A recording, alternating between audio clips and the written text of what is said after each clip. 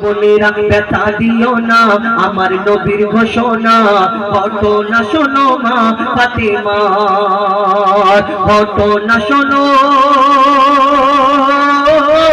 মা ফাতেমার। স্বামীর মনে মা বোনেরা ব্যথা দিও না, আমার নবীর ঘোষণা ঘটনা শোনো মা ফাতেমার, ঘটনা শোনো ফাতেমার।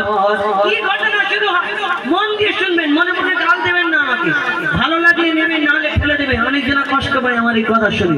কবি ছন্দের মাধ্যমে লিখছে তো ওই যুদ্ধ করতে যাবে আলী হাতে নিল তালেবান, যুদ্ধ করতে যাবে আলী হাতে নিল তালেবান। মা ফাতেমা স্বামীর কাছে করলো এমন আবদার, মা ফাতেমা স্বামীর কাছে করলো এমন আবদার। যুদ্ধ থেকে ফেরার পথে আসবে যখন ঘরে, একটি নতুন কাপড় কিনে আনবে আমার তরে, একটি নতুন কাপড় কিনে আনবে আমার তরে।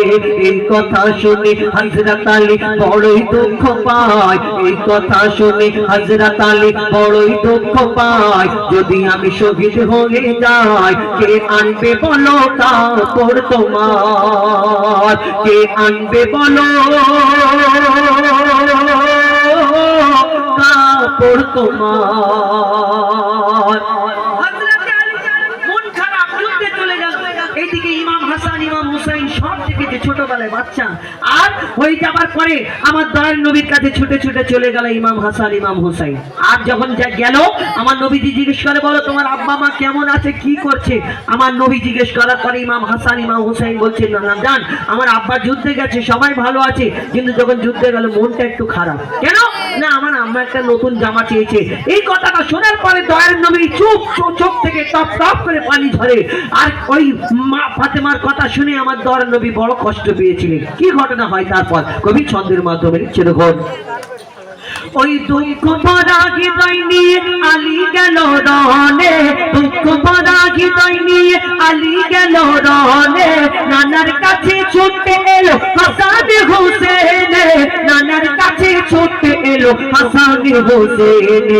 আপুর কাছে নতুন কাপড় চেয়েছে আম্মি জান, তাই আপুর মনটা খুবই খারাপ ছিল যে সে পেরেশান, আপুর মনটা খুবই খারাপ ছিল যে সে পেরেশান। এই কথা শুনে দয়ার নবীর কান্না থামে না, এই কথা শুনে দয়ার নবীর কান্না থামে না। কি ভুল করলো ফাতেমা, এই কথা শুনে দয়ার নবীর কান্না থামে না।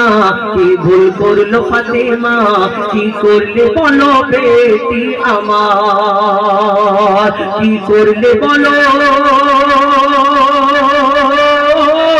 বেটি আমার।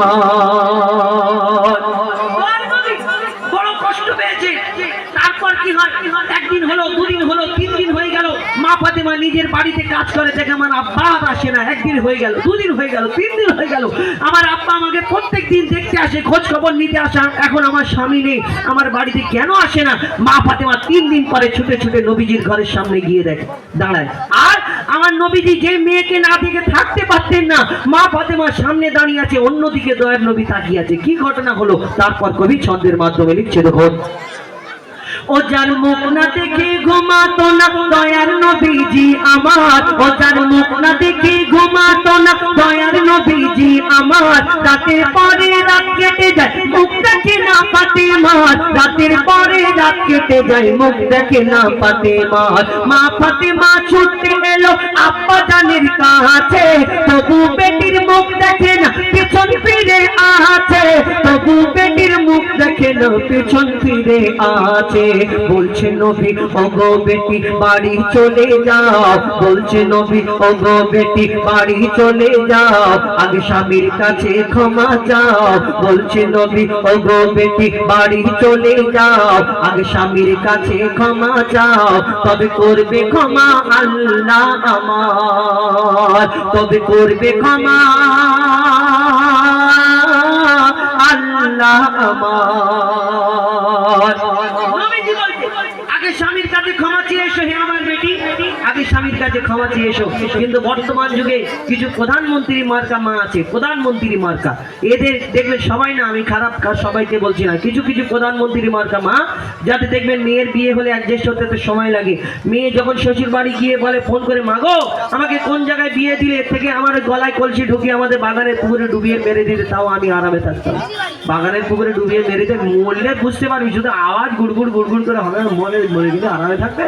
হ্যাঁ, আর তখন মা ফোন করে বলে, কেন কচি কি হয়েছে আমাকে বলো, কেন মনা কি হয়েছে, কেন না তোমার এ বলে আমাকে ওই বলে ওই বলে, আমার এখানে বড় কষ্ট হয়। তখন মা এরকম হাত ফেলিয়ে বলে, শোনো কচি, তোমাকে যদি কেউ 4টে বলে তুমি 8টা বলে নেবে, তোমাকে যদি কেউ 2টো মারে তুমি 4টে মেরে চলে আসবে, বাকি আমরা দেখে নেবো। এরকম হাত মেরিয়ে বলে, দেখে নেবো, দেখে নিবি মানে ভিতরে তো হাত এরকম সোজা করে শুয়ে থাকবি, শুধু আওয়াজ হবে। আর ওই বুড়ি তো 2-4 দিন পরে মরে যাবে। মেয়েকে বলে তুই চলে আয়, দেখে নেবো। 2 দিন পরে কি কোলে করে নিয়ে কবরে মেয়েকে নিয়ে চলে যাবে না, জীবন শেষ হয়ে যাবে। আমরা এই দুনিয়ায় এই শিক্ষা দিই, কিন্তু আমার দয়ার নবী যখন বলে আগে স্বামীর কাছে ক্ষমা চেয়ে এসো, তখন মা ফাতেমা ছুটে ছুটে ঘরে চলে যায়, দরজা বন্ধ করে শুধু ডুকরে ডুকরে কাঁদে। তারপর কি হয় কবি ছন্দের মাধ্যমে লিখছে, দেখুন, ওই যুদ্ধ হতে হযরত আলী এলো যখন ঘরে, যুদ্ধ হতে হযরত আলী এলো যখন ঘরে, চাইছে ক্ষমা মা ফাতেমা পা দুটোকে ধরে, চাইছে ক্ষমা মা ফাতেমা পা দুটোকে ধরে, ক্ষমা করে দাও আমারে আর করব না এমন ভুল, তোমার মনে ব্যথা দিলে ব্যথা পাই গো খোদার রাসূল, তোমার মনে ব্যথা দিলে ব্যথা পাই গো খোদার রাসূল, স্বামীর মনে ব্যথা দিলে ব্যথা পাই গো খোদার রাসূল। আলী ফাতেমা হাসান হোসেন নবীর কাছে যায়, আলী ফাতেমা হাসান হোসেন নবীর কাছে যায়, নবী মোর দেখে শান্তি পায়, এমন ভুল কখনো করো না গো আর, এমন ভুল কখনো করো না গো আর। সেদিন মা ফাতেমাকে উম্মতের শিক্ষার জন্য কি বলে গেছিলেন, শেষ কথায় কবি লিখছে, দেখুন, ওগো বলছে নবী আল আরাবী, শোনো বেটি ফাতেমা, আলী যদি আজ তোমাকে না করি তো ক্ষমা, আলী যদি আজ তোমাকে না করি তো ক্ষমা, আমি তোমার আব্বা তোমাকে ক্ষমা করতাম না, আমি তোমার আব্বা তোমাকে ক্ষমা করতাম না, স্বামীকে যে দুঃখ দেবে আমি নবী তাকে চিনব না, স্বামীকে যে দুঃখ দেবে নবী তাকে চিনবে না।